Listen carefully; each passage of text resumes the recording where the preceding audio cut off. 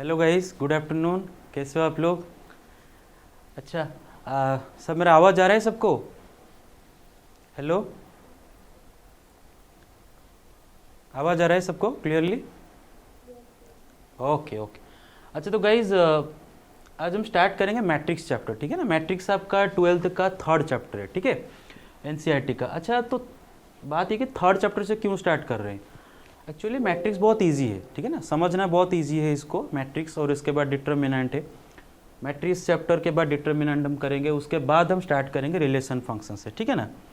अच्छा, तो बेटे जहाँ पर आपको समझ में नहीं आएगा वहाँ पर पूछ लोगे, ठीक है ना, डायरेक्टली पूछोगे। जहाँ पर समझ नहीं आया डायरेक्टली पूछोगे। अच्छा बेटे, ये जो वर्ड जो मैट्रिक्स है ना, एक्चुअली मैट्रिक्स है क्या, असलियत में मैट्रिक्स होता क्या है, ठीक है बेटे। A rectangular array of mn elements, usually real or complex numbers or functions in m number of rows and n number of columns is called a matrix of order m by n, ठीक है।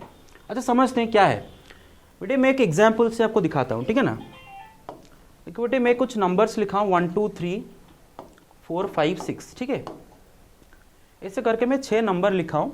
और बेटे 6 number को देखो बेटे, मैं 2 रो, है ना, रो मतलब बेटा horizontal line, 2 row and 3 columns में अरेंज किया हूँ। आप देख सकते हो 6 नंबर को मैंने 2 रो एंड 3 कॉलम में अरेंज किया हुआ है ना। ये एक अरेंजमेंट है, और ये अरेंजमेंट एक रेक्टेंगुलर अरेंजमेंट है। रेक्टेंगुलर अरेंजमेंट का क्या मतलब है बेटे, अब देखो बेटे, इसका ओरिएंटेशन आपको रेक्टेंगुलर ओरिएंटेशन दिखाई दे रहा होगा, है ना।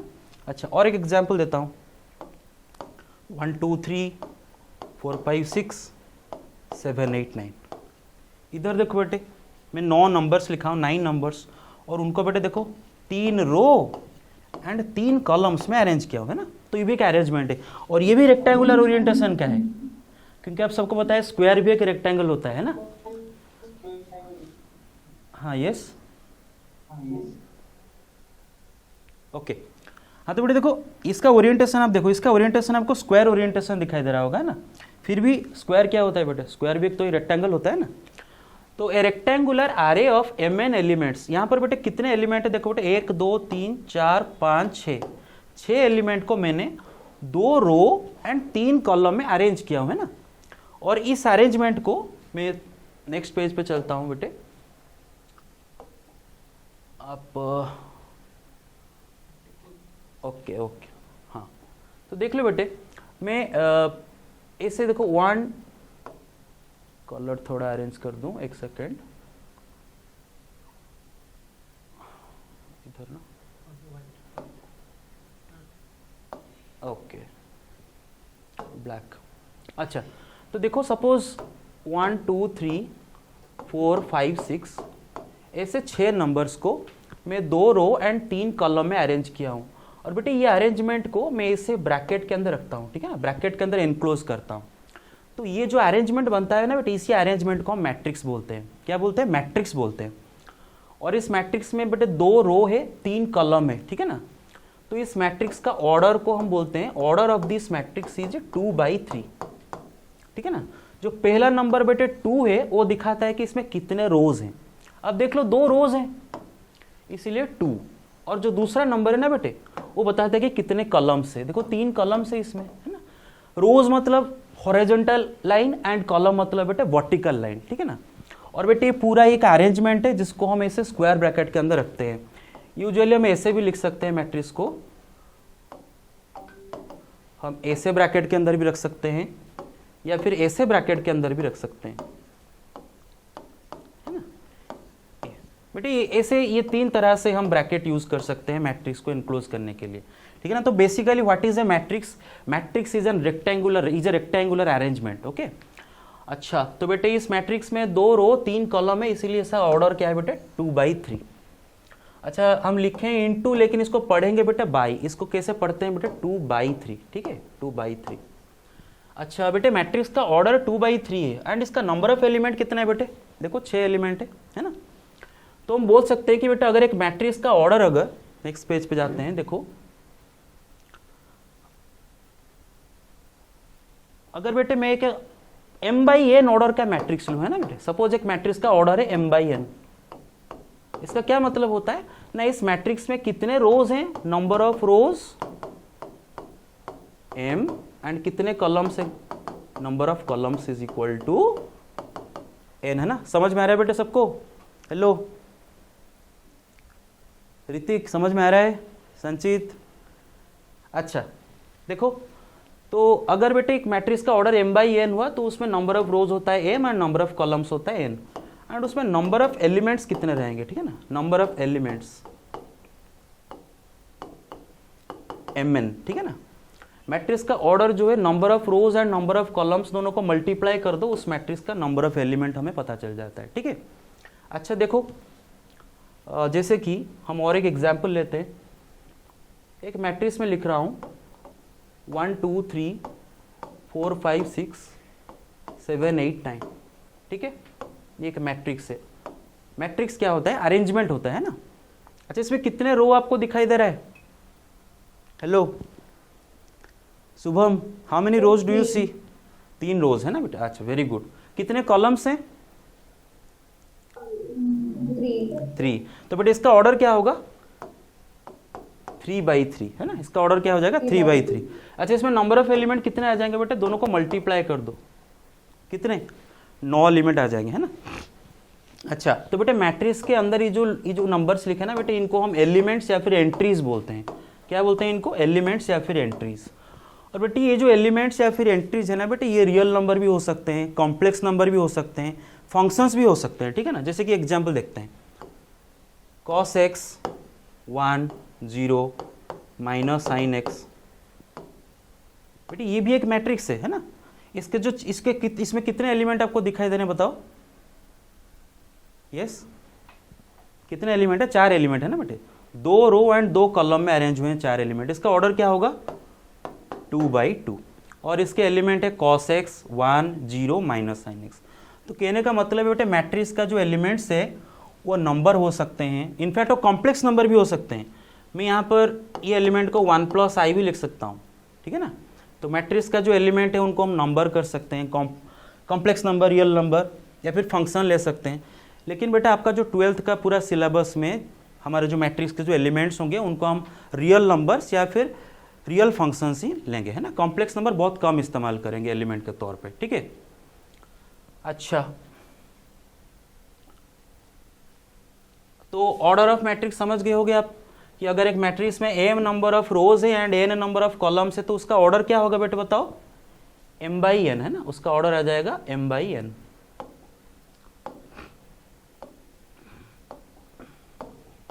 हाँ तो मैट्रिक्स में अगर m number of rows and n number of column हुआ तो उसका ऑर्डर क्या होगा भाई? m बाई n, है ना, इसको पढ़ेंगे m बाई n। और बेटा अगर एक मैट्रिक्स का ऑर्डर m बाई n है तो उसमें कितने नंबर ऑफ एलिमेंट रहेंगे? mn नंबर ऑफ एलिमेंट रहेंगे, ठीक है ना। सपोज एक मैट्रिक्स का ऑर्डर 3 बाई 4 है, इसका मतलब क्या है? कितने रो है उसमें? 3 रोज है ना। और कितने कॉलम्स हैं?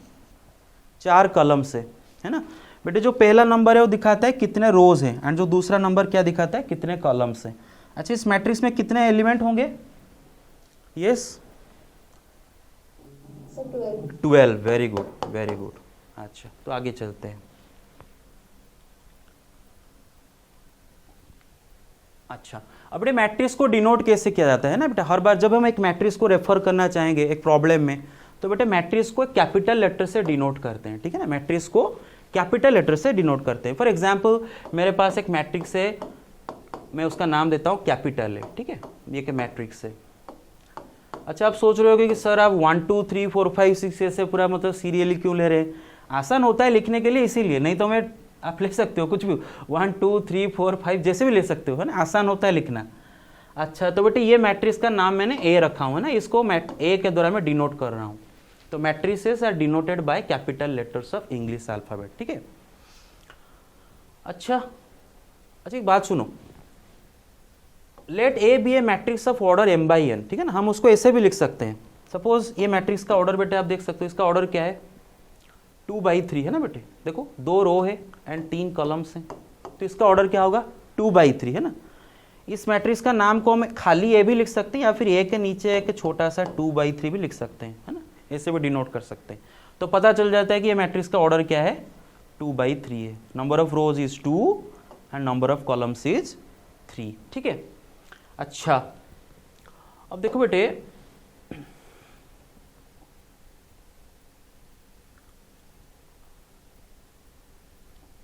मैट्रिक्स के अंदर के जो एलिमेंट है ना बेटे, उनको हम स्मॉल ए आई जे से डिनोट करते हैं। देखो क्या होता है, मैट्रिक्स के अंदर के एलिमेंट को हम ऐसे डिनोट करते हैं बेटे, स्मॉल ए आई जे, ठीक है। आई क्या होता है बेटे, उस एलिमेंट का रो नंबर, एंड जे क्या होता है उस एलिमेंट का कॉलम नंबर, ठीक है ना। सपोज फॉर एग्जाम्पल मैं एक एलिमेंट A12 लिख रहा हूं, ठीक है ना। A12 का मतलब है बेटे first row and second column वाला एलिमेंट, ठीक है ना। यहाँ पर आई क्या है बेटे, 1 है बेटे, जो पहला लिखा गया है ना वो आई है, जो बाद में लिखा गया है वो जे है, ठीक है ना। आई क्या होता है बेटे, उसका रो नंबर दिखाता है, जे क्या होता है उसका कॉलम नंबर दिखाता है, ठीक है। तो ये जो एलिमेंट है ये first row and second column में आने वाला एलिमेंट है। सपोज मैं लिखता हूं A23, क्या होगा इसका मतलब बताओ, कौन से रो एंड कौन से कॉलम वाला एलिमेंट होगा? यस, हेलो, A23 कौन से रो में आ रहा होगा? सेकेंड रो है ना। कौन से कॉलम में आएगा? थर्ड कॉलम, ठीक है। अच्छा देखो, अच्छा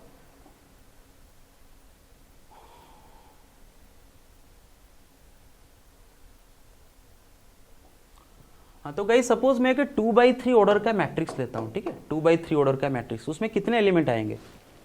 6 एलिमेंट आ जाएंगे, है ना। 2 रो एंड 3 कॉलम में उनको अरेंज करेंगे। तो एलिमेंट्स को मैं ऐसे लिख रहा हूँ, A11, A12, A13, A21, A22, A23, ठीक है ना। और ऐसे ब्रैकेट के अंदर इनक्लोज कर रहा हूँ। कीप इन माइंड, मैट्रिक्स एक अरेंजमेंट होता है, ठीक है। ये कोई नंबर नहीं है, ये कोई वैल्यू नहीं है, ये बस एक अरेंजमेंट ही है, ठीक है ना। अच्छा, इसमें बेटे हम 6 एलिमेंट को ऐसे 2 रो एंड 3 कॉलम में अरेंज किए हुए हैं ना। इसका ऑर्डर क्या है बेटे? 2/3। हम ऐसे इसका ऑर्डर को बेटे ऐसे नीचे ऐसे लिख सकते हैं, उसके नीचे छोटे करके 2/3, ठीक है। अच्छा, तो बेटे जो A11 लिखा है ना बेटे, ये A11 क्यों है? क्योंकि ये first row and first column में आता है। देखो बेटे A11 ये जो एलिमेंट है ये कौन से रो में आता है बेटे? फर्स्ट रो में आता है ना। एंड कौन से कॉलम में आता है? फर्स्ट कॉलम में आता है। तो इसको कैसे डिनोट कर रहे हैं बेटे? ये एलिमेंट को A11 के द्वारा डिनोट कर रहे हैं। अच्छा, ये एलिमेंट को जरा देखो, कौन से रो में आता है? फर्स्ट रो में आता है। कौन से कॉलम में आता है बताओ कुणाल? सेकंड कॉलम में आता है ना बेटे। इसीलिए इसको कैसे लिखा गया, कैसे डिनोट कर रहे हैं? A12 के द्वारा डिनोट कर रहे हैं ना। अच्छा, इसको A13 बेटे, क्यों? कौन से रो में आ रहा है? फर्स्ट रो में आ रहा है एंड थर्ड कॉलम में आ रहा है ना। हाँ, तो बेटे देखो, जो पहला नंबर लिखा है ना वो बेटे उसका रो नंबर है, और जो दूसरा नंबर लिखा है वो उसका कॉलम नंबर है, ठीक है। अच्छा, तो बेटे देखो, ये जो पहला रो है ना, ये जो पहला रो, इसमें जो तीनों एलिमेंट है A11, A12, A13, देखो सबका जो फर्स्ट नंबर सेम है ना, 1 1 1, क्योंकि ये फर्स्ट रो के एलिमेंट है। उसी तरह ये जो सेकेंड रो आप देख लो बेटे, A21, A22, A23 है ना बेटे, सबका देखो फर्स्ट नंबर सेम है 2 2 2 2। क्यों बेटे? सेकेंड रो में आते हैं। अच्छा, अगर हम कॉलम देखें ना बेटे, सपोज ये देखो, ये सेकेंड कॉलम है ना, सेकेंड कॉलम में ये दोनों एलिमेंट A12, A22, इन दोनों का देखो बेटे सेकेंड नंबर सेम है 2 2, सेकेंड नंबर सेम है 2 2, है ना। क्यों? ये सेकेंड कॉलम में आते हैं। अच्छा, तो ऐसे होता है बेटे, ऐसे हम मैट्रिक्स को डिनोट करते हैं, ठीक है ना। मैट्रिक्स का एलिमेंट को ऐसे डिनोट करते हैं। अच्छा, तो और एक बात सुनो, सपोज मेरे पास एक मैट्रिक्स ए है एंड उसका ऑर्डर सपोज 2/3 है, उसको मैं ऐसे डिनोट करता हूँ, है ना, ए नीचे 2/3। अच्छा, मैं उसको लिख सकता हूँ कि दिस इज इक्वल टू, मैं उसको ऐसे भी डिनोट कर सकता हूँ, AIJ और स्क्वायर ब्रैकेट के नीचे 2/3 छोटे करके दे सकता हूँ, ठीक है ना। तो बेटे ये जो है ये वही है, आप मैट्रिक्स को ऐसे भी लिख सकते हो या फिर ऐसे भी लिख सकते हो, ठीक है। और AIJ क्या है बेटे ना, ith row and jth column, ith row and jth column में आने वाला एलिमेंट, ठीक है ना। तो यहाँ पर अगर I के जगह मैं 1 रखूँ एंड J के जगह 2 रखूँ तो ये फर्स्ट रो सेकंड कॉलम वाला एलिमेंट को डिनोट करेगा। अगर I के जगह 1 रखूँ, J के जगह 3 रखूँ तो फर्स्ट रो थर्ड कॉलम वाला एलिमेंट को डिनोट करेगा, ठीक है। अच्छा, आगे चलते हैं, कुछ सवाल उठाते हैं, ठीक है। पहला सवाल है, फाइंड द मैट्रिक्स A23 2/3, ठीक है ना। देखो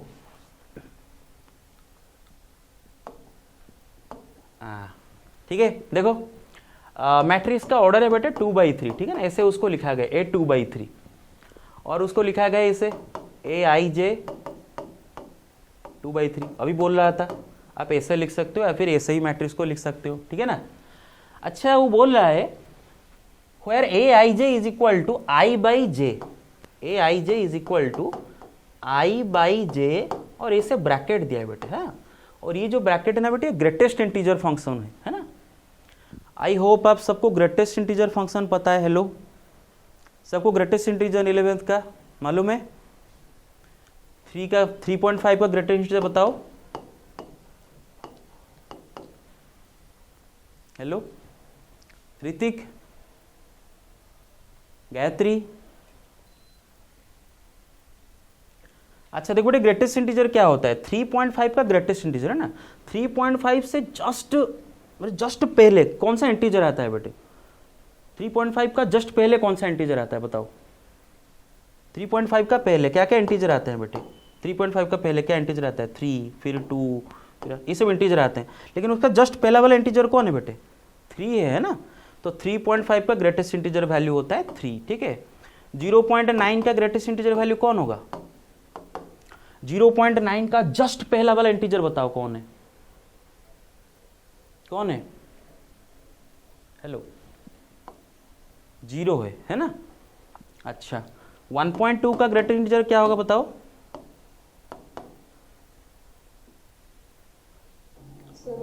1, वेरी गुड।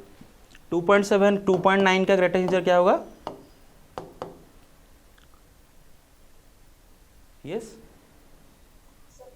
2, very good. अच्छा इंटीजर का ग्रेटेस्ट इंटीजर क्या होगा, है ना। ये सब तो मैं फ्रैक्शन आपको दे रहा हूं, डेसिमल नंबर दे रहा हूं। इंटीजर का बेटे ग्रेटेस्ट इंटीजर वही इंटीजर आता है, ठीक है ना। 1 का ग्रेटेस्ट इंटीजर वही 1 आएगा, 2 का ग्रेटेस्ट इंटीजर वही 2 आएगा। इंटीजर का ग्रेटेस्ट इंटीजर वही इंटीजर आ जाता है, ठीक है ना। अगर मैं आपको एक डेसिमल नंबर दूं और उसका ग्रेटेस्ट इंटीजर पूछूं तो आप क्या करोगे ना, उसका जस्ट पहला वाला इंटीजर वैल्यू, ठीक है। तो ये होता है ग्रेटेस्ट इंटीजर। चलो अब ये सवाल उठाते हैं, ये सवाल को अभी करेंगे।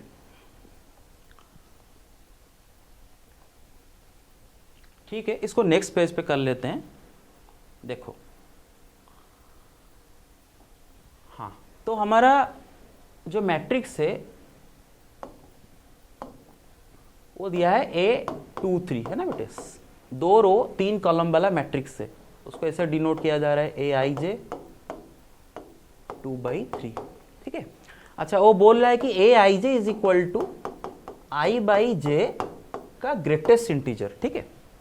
मतलब ith row and jth column में जो एलिमेंट आता है ना उसका वैल्यू हम डिसाइड करेंगे इसी से, ठीक है। ith row and jth column में आने वाला एलिमेंट का वैल्यू हम डिसाइड करेंगे ऐसे, ठीक है। अच्छा चलो वो बोलता है कि मैट्रिक्स बनाओ, ठीक है। अच्छा ये मैट्रिक्स कैसा दिख रहा होगा? 2 रो 3 कॉलम वाला एक मैट्रिक्स है ना। मतलब ऐसे 2 रो 3 कॉलम ऐसे वाला मैट्रिक्स है। उसके एलिमेंट क्या हो रहे होंगे? A11, A12, A13, A21, A22, A23। हाँ तो बेटे जो पहला नंबर वो रो नंबर है और जो दूसरा नंबर वो कॉलम नंबर है, ठीक है ना। A22 इसका जो पहला नंबर 2 है वो दिखाता है कि सेकंड रो में आ रहा है, एंड जो दूसरा नंबर 2 वो दिखाता है क्यों सेकंड कॉलम में आ रहा है ना। अच्छा तो बेटे ये हो गया मैट्रिक्स का स्केलेटन तैयार हो गया, ठीक है ना। अभी इनका वैल्यू निकालना है, एलिमेंट्स का वैल्यू। अच्छा A11 का वैल्यू क्या होगा? But ith row jth column वाले एलिमेंट का वैल्यू निकालने के लिए हम यही रिलेशन यूज करेंगे, I/J का ग्रेटेस्ट इंटीजर क्वेश्चन में दिया है। तो A11 क्या होगा बेटे? यहाँ पर I क्या है? 1 है, J भी 1 है, तो क्या होगा बेटे? 1/1 का ग्रेटेस्ट इंटीजर। और 1/1 कितना होता है? 1, एंड 1 का ग्रेटेस्ट इंटीजर वही 1। अभी बोला था बेटा अगर इंटीजर होता है इंटीजर का ग्रेटेस्ट इंटीजर वही इंटीजर आ जाता है, ठीक है ना। अच्छा A12 अभी निकालते हैं ना। A12 I कितना है? 1 है, 2 कितना है? J है, तो इसका वैल्यू क्या होगा? I/J का ग्रेटेस्ट इंटीजर 1/2 का ग्रेटेस्ट इंटीजर। भाई 1/2 कितना होता है? 0.5 है ना। 0.5 का ग्रेटेस्ट इंटीजर वैल्यू कितना होगा? उसका जस्ट पहला वाला इंटीजर बोलो। 0 है ना गाइस। अच्छा A13 मतलब क्या होगा बेटा 1/3 का ग्रेटेस्ट इंटीजर है ना। अच्छा I बाई जे, आई यहाँ पर 1 है एंड जे यहाँ पर 3 है ना बेटे। अच्छा 1/3 उसका वैल्यू 0 पॉइंट समथिंग आ रहा होगा है ना, 1/3 का वैल्यू 0 पॉइंट समथिंग आ रहा होगा, तो बेटे उसका ग्रेटेस्ट इंटीजर क्या आएगा 0 आएगा। Very good. अब निकालते हैं बेटे A21, ठीक है ना। यहाँ पर I का वैल्यू क्या है 2 है, J का वैल्यू क्या है 1 है। हाँ तो बेटे इसका वैल्यू क्या आएगा बेटे 2/1 का। Very good 2, very good very good excellent. A22 बताओ बेटे, A22 का वैल्यू क्या होगा 2/2 = 1। वेरी गुड, तो 1 का ग्रेटेस्ट इंटीजर वही 1 आता है, एक्सेलेंट। A23 बताओ 2/3, 2/3 कितना होगा 0 पॉइंट समथिंग हो रहा होगा ना है। देखो 2/3 में न्यूमरेटर डिनोमिनेटर से छोटा है ना बेटे, न्यूमरेटर डिनोमिनेटर से छोटा है, तो 2/3 0 पॉइंट समथिंग हो रहा होगा, तो उसका ग्रेटेस्ट इंटीजर क्या आएगा बेटे 0 आएगा है ना। अच्छा तो बेटे ऐसे करके आपने A11 का वैल्यू निकाल दिए, A12 का वैल्यू निकाल दिए। अब स्केलेटन में लाके फिल कर दो है ना। A11 का वैल्यू क्या है बेटे 1 है ना, A11 का वैल्यू 1 है। अच्छा तो बेटे जगह नहीं हो रहा है, मेरा हैंड राइटिंग थोड़ा बड़ा है, नेक्स्ट पेज से छोटा छोटा हैंड राइटिंग में लिखूंगा। तो यहाँ पर A11 की जगह आप 1 रखो है ना, इधर रखते हैं। हाँ याद रख लो A11 1 है, A12 0 है एंड A13 कितना है बेटे वो भी 0 है, तो 1 0 0, ठीक है। नेक्स्ट पेज पे आते हैं। हाँ सॉरी, ओके हाँ 1 0 0। अच्छा डायरेक्ट ये मुंह में बोल सकते हैं ना बेटे, ये एलिमेंट का पोजीशन क्या है second row first column I2 J1, value क्या होगा 2/1। Very good. इसका second row, very good, second row second column 1, very good. और इसका 0। Very good very good. तो ये बन गया आपका मैट्रिक्स है ना भाई, ये बन गया आपका मैट्रिक्स, ये बन गया आपका A मैट्रिक्स। 2/3 का जो मैट्रिक्स दिया था बन के तैयार हो गया। तो ऐसे सवाल आपके आते हैं। तो आपको सपोज ऐसा एक दे देगा, एग्जाम्पल में बताता हूँ। सपोज बोलेगा कि there is a matrix A 3/3 का Aij 3/3 है ना, 3 रो 3 कॉलम वाला मैट्रिक्स है। I बताता है बेटे एलिमेंट का रो नंबर एंड J बताता है एलिमेंट का कॉलम नंबर है ना। और Aij का वैल्यू निकालने के लिए वो कुछ भी दे देगा, ठीक है ना। फॉर एग्जाम्पल आपको दे देगा I - J, कुछ भी दे देगा। तो आप इसी रिलेशन से A11 A12 A13 सबका वैल्यू निकाल सकते हो। अच्छा A3, ये 3/3 का मैट्रिक्स है ना। इसमें कितने रो हो रहे होंगे बेटे 3 रो 3 कॉलम्स, कितने एलिमेंट रह रहे होंगे yes, how many elements are there 9 elements, excellent very good. तो बेटे इसका जो एलिमेंट्स आप कैसे लिखोगे A11 A12 A13 A21 A22 A23 A31 A32 A33 है ना। बस ये आ गया आपका 3/3 का मैट्रिक्स है ना। हाँ ये तैयार हो गया बेटे स्केलेटन। ये क्या तैयार हुआ स्केलेटन है ना। आपको A11 का वैल्यू निकालना है, A12 का वैल्यू निकाल, इनका वैल्यू निकाल के इधर खाली प्लग इन कर देना है, ठीक है ना। तो आपका मैट्रिक्स तैयार हो गया। अच्छा नेक्स्ट क्वेश्चन देखते हैं ना। सवाल है what possible orders of matrix can be formed with 12 elements. अगर एक मैट्रिक्स में 12 एलिमेंट है ना, तो इसे कितने पॉसिबल ऑर्डर के मैट्रिक्स हम बना सकते हैं 12 एलिमेंट को लेके। कोई एक एग्जांपल दे सकते हो बेटे, एक ऑर्डर वाला मैट्रिक्स बताओ जिसमें 12 एलिमेंट आ जाएंगे। जस्ट एक एग्जांपल दो, एनी एग्जांपल, बस एक ऑर्डर बताओ उस मैट्रिक्स में 12 एलिमेंट होंगे। यस 2/6 है ना, 2/6 इसमें कितने एलिमेंट आ जाएंगे आप बताओ। Very good very good very good. तो बेटे क्या क्या ऑर्डर होंगे बेटे आप चेक कर लो। देखो आपको क्या करना है, बस आपको बेटे वो नेचुरल नंबर स्पेयर निकालना है बेटे जिनको मल्टीप्लाई करने से 12 आ रहा हो है ना। जैसे कि 1/12 मतलब एक रो 12 कॉलम वाला एक मैट्रिक्स है ना। 2/6 है ना। अच्छा 1/12 उसी के साथ में लिख लेता हूं 12/1 है ना। 2/6 का मैट्रिक्स, अच्छा 6/2 का मैट्रिक्स में भी 12 एलिमेंट रहेगा, 6 रो एंड 2 कॉलम वाला मैट्रिक्स है ना। अच्छा 3/4, 3 रो 4 कॉलम वाला मैट्रिक्स, 4/3, 4 रो 3 कॉलम वाला मैट्रिक्स। और कुछ हो सकते हैं क्या? सब तो हो गए शायद, चेक कर लो। और कुछ हो सकता है क्या? 12 का फैक्टर खाली आपको निकालना है। क्या क्या 12 का फैक्टर है बेटे? 1 2 3 4 6 एंड 12 है ना। अच्छा हो गए, तो यही पॉसिबल ऑर्डर। अच्छा बेटा और सवाल है कि तो इतने सारे पॉसिबल ऑर्डर के अगर आप मैट्रिक्स लोगे तो इसमें ये सब में 12 एलिमेंट आ जाएंगे, ठीक है ना। दूसरा सवाल है what possible orders of matrices can be formed with 7 element. 7 element को लेके आप कितने पॉसिबल ऑर्डर के मैट्रिक्स बना सकते हो? बताओ।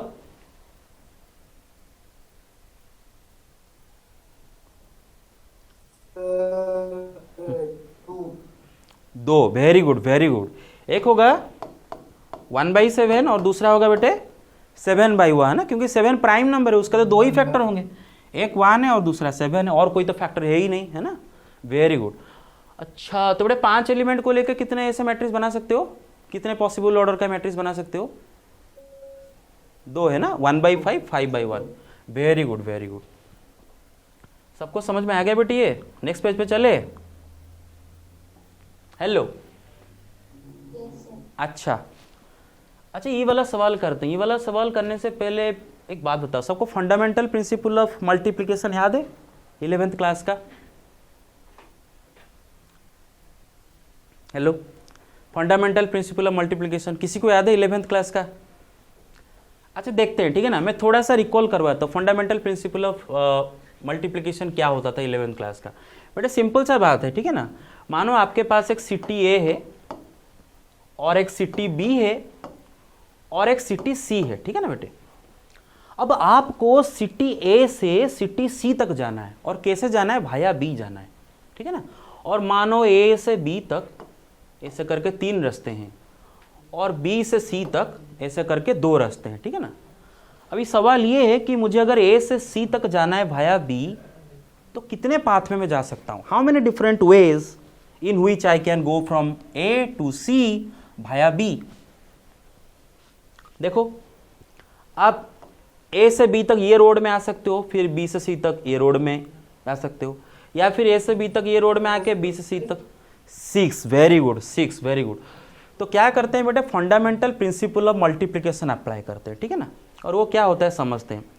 देखो बेटे यहाँ पर मेरा जो पूरा टास्क है वो क्या है ना, प्लेस ए से प्लेस सी तक जाना भाया बी, ठीक है ना। ये जो पूरा टास्क है ना बेटे, ये पूरा टास्क को मैं 2 इवेंट में डिवाइड कर देता हूं, ठीक है। एक इवेंट है ए से बी तक आना, और वो होने के बाद दूसरा इवेंट है बी से सी तक आना, ठीक है। अभी ए से बी तक आने वाला इवेंट कितने डिफरेंट वे में हो सकता है बेटे? 3 डिफरेंट वे में हो सकता है। अब ये इवेंट कंप्लीट होने के बाद मानो आप आके बी में पहुंच गए, अभी जब दूसरा इवेंट होगा मतलब बी से सी तक जाओगे, ये दूसरा इवेंट कितने डिफरेंट वे में हो सकता है बेटे? बी से सी तक जाना 2 वे में हो सकता है ना बेटे। Very good. तो फंडामेंटल प्रिंसिपल ऑफ मल्टीप्लिकेशन कहता है कि अगर बेटे का पूरा टास्क, जो पूरा काम है, जो पूरा टास्क है, वो अगर ऐसे बेटे 2 या फिर 2 से ज्यादा इवेंट में है ना होता है, वन आफ्टर अनदर, तो हमें अगर पूरा टास्क कितने डिफरेंट वे में होगा जानना है, तो हमें क्या करना है? बस इंडिविजुअल इवेंट्स कितने में होते हैं उनको मल्टीप्लाई कर देना है। तो ए से बी तक आप 3 वे में जा सकते हो, बी से सी तक 2 वे में जा सकते हो, तो बस दोनों को मल्टीप्लाई कर दो। 6 different ways in which you can go from A to C भाया बी, ठीक है। अच्छा तो इस चीज का इस क्वेश्चन में क्या काम है ना, समझते हैं। देखो सवाल है कि कितने 2/3 का मैट्रिसेस आप बना सकते हो विथ 0 और 1 एज एलिमेंट्स। मतलब आपको एक 2/3 का मैट्रिक्स बनाना है, और मैट्रिक्स के अंदर जो एलिमेंट्स है ना बेटा, उनके जगह 0 या फिर 1 रख सकते हो। You are allowed to use 0 और 1 एज एलिमेंट्स, नथिंग एल्स। तो ऐसे कितने पॉसिबल मैट्रिसेस बना सकते हैं, है ना। अच्छा चलो समझते हैं। अच्छा पहले स्केलेटन तैयार करते हैं, ठीक है ना बेटे। देखो 2/3 का मैट्रिक्स हो गया, 2/3 का मैट्रिक्स बनाना है, मतलब इधर एक एलिमेंट रहेगा, इधर एक एलिमेंट रहेगा, इधर एक एलिमेंट रहेगा, इधर एक एलिमेंट रहेगा, इधर एक एलिमेंट रहेगा, इधर एक एलिमेंट रहेगा, है ना। तो ऐसे करके 6 एलिमेंट को लेके ये मैट्रिक्स बनेगा। और कंडीशन है बेटे एलिमेंट का जगह 0 रख सकते हैं या फिर 1 रख सकते हैं और कुछ नहीं रख सकते हैं, है ना।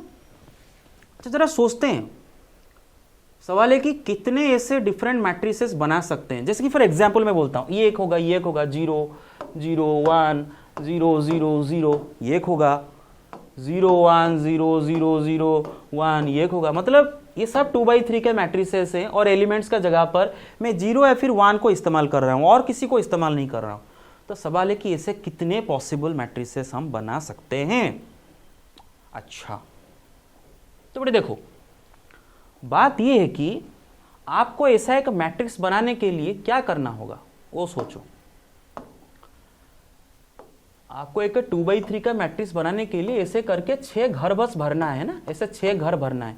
ये 6 घरों को भर दो, आपका मैट्रिक्स बन के तैयार। अभी 6 घरों को आप सिर्फ 0 या फिर 1 से भर सकते हो।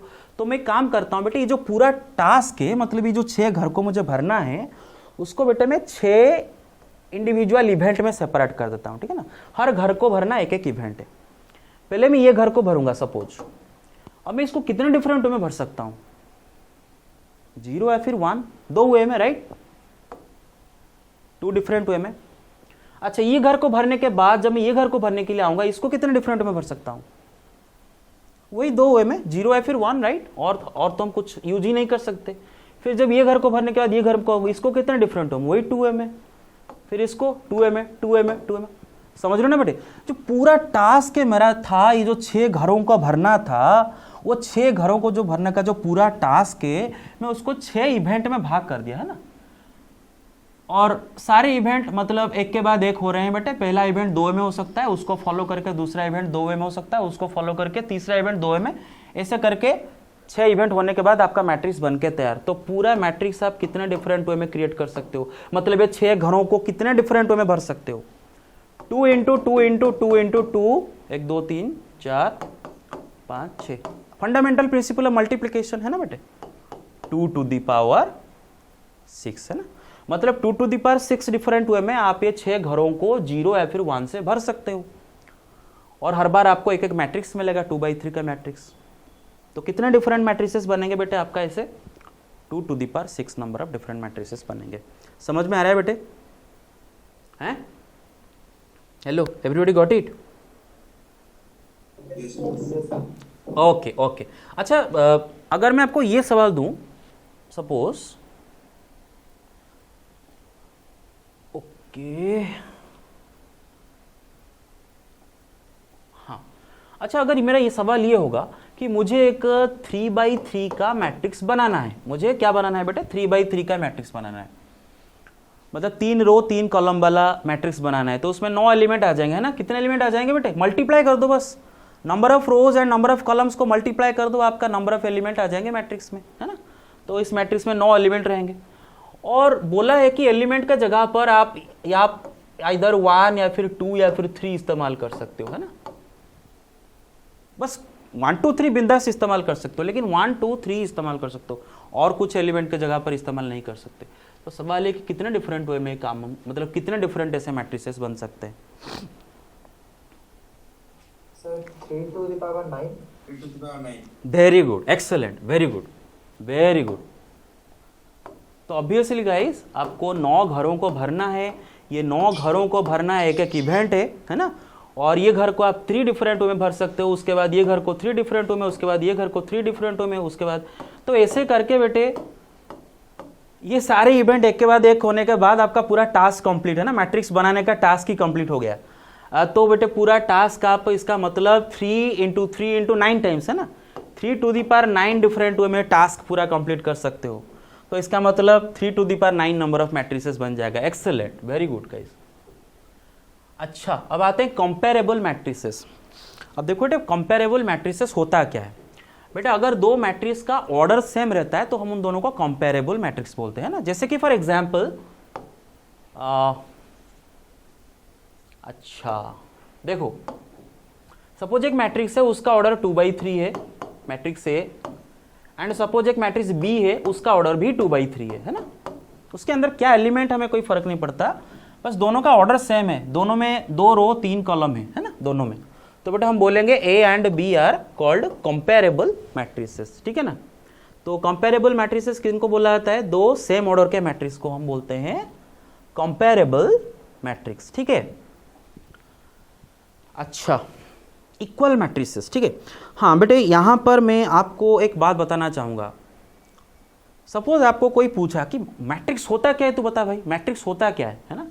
क्या बोलोगे? मैट्रिक्स होता क्या है? एक वर्ड में आंसर देना है, अरेंजमेंट। क्या होता है? बस arrangement, row and column wise arrangement of numbers और फंक्शंस, ठीक है ना। कुछ नंबर्स या फिर फंक्शंस को जब आप row and column wise arrange करते हो, उस अरेंजमेंट को ही मैट्रिक्स बोलते हैं। Matrix is just an arrangement, ठीक है ना। बस, तो मैट्रिक्स का कोई न्यूमेरिकल वैल्यू नहीं होता है, वो बस एक अरेंजमेंट है, ठीक है। इक्वल मैट्रिसेस, देखो बेटे, सपोज मेरे पास एक मैट्रिक्स ए है एंड एक मैट्रिक्स बी है, ठीक है। दो मैट्रिक्स कब इक्वल होंगे बेटे? दोनों मैट्रिक्स को इक्वल होने के लिए बेटे दो कंडीशन सेटिस्फाइड होना जरूरी है। पहला कंडीशन है बेटे, दोनों का ऑर्डर सेम होना चाहिए। Order of A and order of B, दोनों मैट्रिक्स का ऑर्डर सेम होना चाहिए, मतलब दोनों कंपेरेबल मैट्रिसेस होना चाहिए, ठीक है ना। दूसरा क्या है बेटे? Corresponding elements must be the same. Corresponding elements must be the same, दोनों मैट्रिक्स के कॉरिस्पॉन्डिंग एलिमेंट सेम होने चाहिए। मतलब क्या है कि मैट्रिक्स ए का फर्स्ट रो सेकंड कॉलम वाला एलिमेंट एंड मैट्रिक्स बी का फर्स्ट रो सेकंड कॉलम वाला एलिमेंट सेम होना चाहिए। मैट्रिक्स ए का फर्स्ट रो थर्ड कॉलम वाला एलिमेंट, मैट्रिक्स बी का फर्स्ट रो थर्ड कॉलम वाला एलिमेंट भी सेम होने चाहिए। तो आप बोल सकते हो कि दोनों मैट्रिक्स एक दूसरे के कार्बन कॉपी होने चाहिए, ठीक है ना। फॉर एग्जाम्पल देखो, ये का मैट्रिक्स में लिखा 1 2 3 4 5 6, ये एक मैट्रिक्स लिखा 1 2 3 4 5 6। अब ये दोनों मैट्रिक्स इक्वल है ना बेटे, these two matrices are equal. कारण क्या है? पहले तो दोनों का ऑर्डर सेम है, ऊपर से दोनों का कॉरिस्पॉन्डिंग एलिमेंट भी सेम है। दोनों कंडीशन सेटिस्फाइड होना चाहिए। ऑर्डर खाली सेम होने से नहीं हो जाएगा, ऑर्डर सेम होने के साथ साथ कॉरिस्पॉन्डिंग एलिमेंट भी सेम होने चाहिए। दोनों का ऑर्डर सेम है, दोनों का कॉरिस्पॉन्डिंग एलिमेंट भी देखो 1 1 2 2, मतलब बेटे दोनों एक दूसरे का कार्बन कॉपी है ना, तो हम इक्वल बोलते हैं। अच्छा, एक बात बताओ, क्या ये दोनों मैट्रिक्स इक्वल है? ये मैट्रिक्स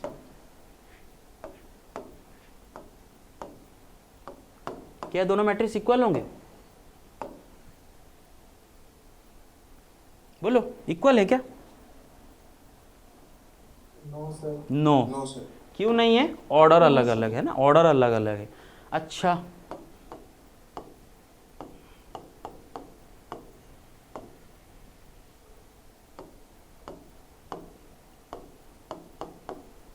ये दोनों इक्वल है क्या?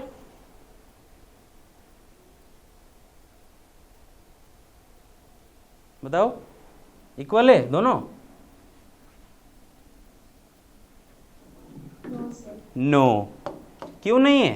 क्योंकि कॉरिस्पॉन्डिंग एलिमेंट इक्वल नहीं आ रहे हैं ना। देखो, इसका फर्स्ट रो सेकंड कॉलम वाला एलिमेंट एंड इसका फर्स्ट रो सेकंड कॉलम वाला एलिमेंट को चेक करो, दोनों इक्वल है क्या? नहीं है ना, इसीलिए दोनों भी इक्वल नहीं। तो बेटे मैट्रिक्स को इक्वल होने के लिए एक तो दोनों का ऑर्डर सेम होना चाहिए, दूसरा ऑर्डर सेम होने के साथ साथ दोनों का कॉरिस्पॉन्डिंग एलिमेंट भी सेम होना चाहिए, मतलब दोनों एक दूसरे के कार्बन कॉपी होने चाहिए। आप जरा देखो, इसका कार्बन कॉपी ये है क्या? आप अगर इसका जेरॉक्स उठाओगे तो ये मिलेगा क्या? 2 की जगह 4 लिखा है, तो दे आर नॉट इक्वल, ठीक है। अच्छा बेटे, मैट्रिक्स का इक्वालिटी को लेके कुछ सवाल आता है, ठीक है। एक सवाल करते हैं। सपोज एक मैट्रिक्स मेरे पास है, ये मैट्रिक्स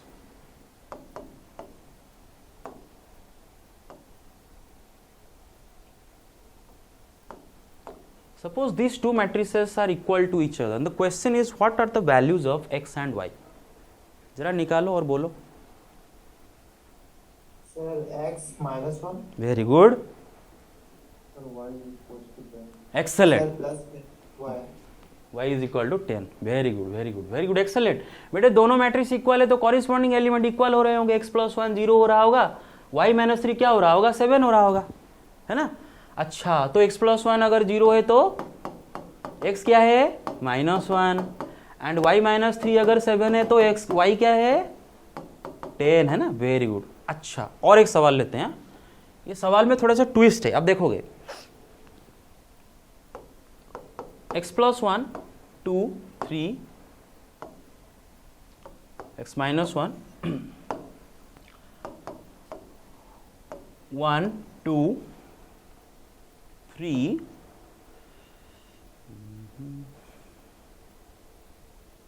4। सवाल है कि if these two matrices are equal to each other find the value of x। निकालो निकालो भाई निकालो।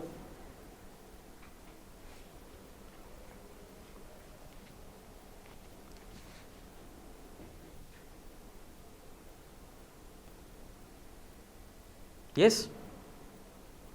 Anybody? Sir, x equal to so 0. 0। अच्छा, any other answer?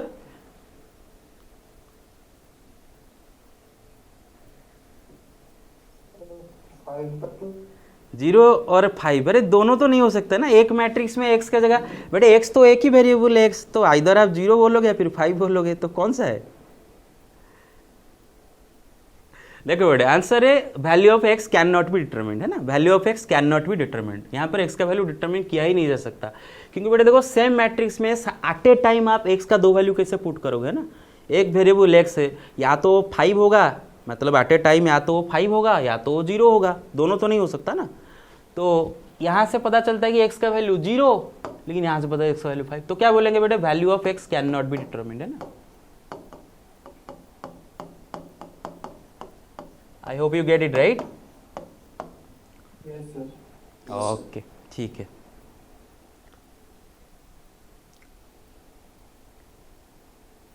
Okay, okay guys, just a minute. Okay, अच्छा तो बेटे कंटिन्यू करते हैं। हाँ तो बेटे अब देखते हैं बेटे मैट्रिसेस का टाइप, है ना। देखो मैट्रिसेस ब्रॉडली दो तरह की होते हैं, एक होता है बेटा आपका रेक्टेंगुलर मैट्रिक्स एंड एक होता है बेटा स्क्वायर मैट्रिक्स। अब देखते हैं रेक्टेंगुलर मैट्रिक्स क्या होता है, स्क्वायर मैट्रिक्स क्या होता है, ठीक है। रेक्टेंगुलर मैट्रिक्स में बेटा क्या होता है, number of rows and number of columns अलग अलग होते हैं, नॉट इक्वल, ठीक है ना। देखो नॉट इक्वल लिखा है, number of rows and number of columns not equal है। फॉर एग्जाम्पल 2/3 का एक मैट्रिक्स है ना, बट ये एक रेक्टेंगुलर मैट्रिक्स होगा, क्योंकि इसमें number of rose number of columns अलग अलग है ना। 1/4 का मैट्रिक्स, ये भी रेक्टेंगुलर मैट्रिक्स होगा, number of rose number of columns अलग अलग है। एंड पता है कारण क्या है इनको रेक्टेंगुलर बुलाते हैं, अभी आप देखोगे। आप जरा इस मैट्रिक्स को बना के देखो बेटे, 2/3 का मैट्रिक्स कैसे दिखेगा, 1 2 3 4 5 6, है ना, ऐसे एक मैट्रिक्स दिखेगा, है ना। अच्छा क्लियर और नॉट। तो बेटे एक रेक्टेंगुलर ओरिएंटेशन का आ रहा है ना बेटे, तो रेक्टेंगुलर मैट्रिक्स किसको बुलाया जाता है बेटे, अगर मैट्रिक्स में number of rows and number of columns अलग अलग हो तो हम उसको रेक्टेंगुलर मैट्रिक्स बोलते हैं। उसी तरह स्क्वायर मैट्रिक्स किसको बोला जाता है बेटा, अगर number of rows and number of column same हो तो हम उसको स्क्वायर मैट्रिक्स बोलते हैं, ठीक है ना। जैसे कि 2/2 का मैट्रिक्स, 3/3 का मैट्रिक्स, 4/4 का मैट्रिक्स, 1/1 का मैट्रिक्स, ये सब क्या होंगे बेटा, स्क्वायर मैट्रिक्स, है ना। इनमें number of rows and number of columns same है, ठीक है। अच्छा अब देखो भाई स्क्वायर मैट्रिक्स जो होते हैं, फॉर एग्जाम्पल मैं थोड़ा कलर चेंज करता हूं। हाँ बेटे देखो सपोज एक स्क्वायर मैट्रिक्स है 2/2 ऑर्डर का, ठीक है, 2/2 ऑर्डर का। एक एग्जाम्पल लेते हैं, मैं एलिमेंट उनका लिख दो A11 A12 A21 A22, है ना। ये एक 2/2 का स्क्वायर मैट्रिक्स है। बेटा हम इसको और क्या क्या बोल सकते हैं ना, A is a matrix, square matrix of order 2। खाली भी मैं बोल सकता हूं कि A is a square matrix of order 2। मुझे ये भी बोलने की जरूरत नहीं पड़ेगा कि A is a square matrix of order 2/2, खाली आप ऑर्डर 2 लिख देता हूं तो समझ में आ जाता है, ठीक है। और क्या लिख सकते हो ना, A is a 2 road square matrix, है ना, 2 रोड स्क्वायर मैट्रिक्स, मतलब इसमें 2 रो है, 2 रो वाला स्क्वायर मैट्रिक्स। तो कॉलम कितने हो गए, ऑब्वियसली स्क्वायर मैट्रिक्स है तो जितने रो उतने कॉलम, तो 2 रो मतलब समझ में आ जाता है कि दो कॉलम भी है ना। तो ऐसे स्क्वायर मैट्रिक्स को हम ऐसे बोल सकते हैं। अच्छा लिखते कैसे पता है ना, आप ये जो मैट्रिक्स ए को ऐसे हम लिखे ना, A 2/2 ऐसे लिखे ना, आप इसको खाली भी ऐसे लिख सकते हो, ए छोटा नीचे से 2। मेरे बात समझ रहे हो? जब एक मैट्रिक्स का नाम के नीचे एक छोटू सा नंबर खाली 2 लिखा है तो पता चल जाता है कि it is square matrix of order 2/2, ठीक है ना। सपोज एक मैट्रिक्स ऐसा कहीं पर लिखा है, तो क्या है मतलब है इसका, ये मैट्रिक्स का ऑर्डर बेटे क्या है, 3/3 है ना, 3/3 का स्क्वायर मैट्रिक्स है। ठीक है, समझ गए आप?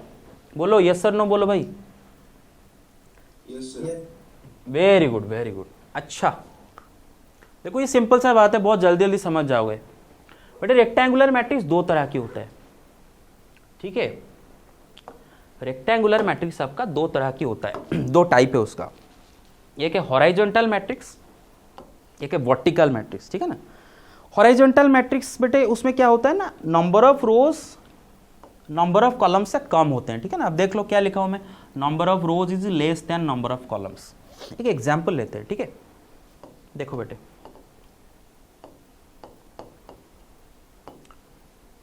मैं अगर आपको ये हॉराइजॉन्टल मैट्रिक्स है, मतलब आपको बोलता भी नहीं, आप खुद भी बता सकते हो बेटे इसका ओरिएंटेशन है, ओरिएंटेशन से। बेटे इसका ओरिएंटेशन ऐसा हॉराइजॉन्टल शेप का है कि नहीं, जरा बताओ इसका ओरिएंटेशन। इसीलिए इनको बोलते हैं हम हॉराइजॉन्टल मैट्रिक्स, है ना। हॉराइजॉन्टल मैट्रिक्स का खासियत क्या है बेटे, देखो इसमें कितने रोज हैं आप बताओ। रो कितने हैं, 2 रो है।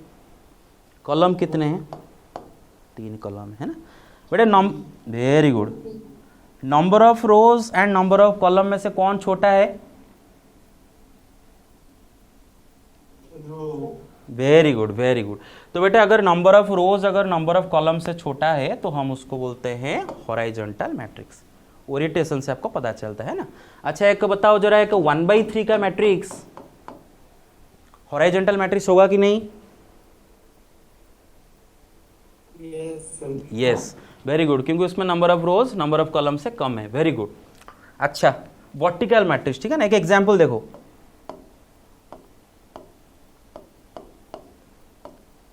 This is a vertical matrix. बेटे इसका ओरिएंटेशन देखो जरा, ऐसा ऐसा है ना बेटा, इसका ओरिएंटेशन वर्टिकल है, क्लियर हो ना, वर्टिकल। अच्छा बेटे इसका खासियत जरा देखो, इसमें रो कितने हैं, 3 रो है। कॉलम कितने हैं बेटे, 2 कॉलम है। तो इस मैट्रिक्स का ऑर्डर क्या है बेटे, 3/2। हाँ अच्छा बेटे देखो, रो ज्यादा है कि कॉलम ज्यादा है, रो ज्यादा है। हाँ तो बेटे वर्टिकल मैट्रिक्स में नंबर ऑफ रोज ज्यादा होते हैं, ठीक है, नंबर ऑफ कॉलम से, इतना ही बस, ठीक है। हॉराइजॉन्टल मैट्रिक्स में देखो सुनो क्या होता है, आप इसको कैसे याद रखोगे बताता हूँ। देखो हॉराइजॉन्टल मैट्रिक्स में आपका दिमाग बोलेगा कि हॉराइजॉन्टल है तो रो ज्यादा होंगे, ऐसा दिमाग बोलेगा, लेकिन वो गलत बोल रहा है, याद रखो बेटे। हॉराइजॉन्टल मैट्रिक्स में रो कम होते हैं, ठीक है ना, कॉलम्स ज्यादा होते हैं। वर्टिकल मैट्रिक्स में आपका दिमाग बोलेगा कि कॉलम ज्यादा होना चाहिए, लेकिन बेटा असलियत में कॉलम कम होते हैं, रो ज्यादा होते हैं, ठीक है, याद रह जाएगा।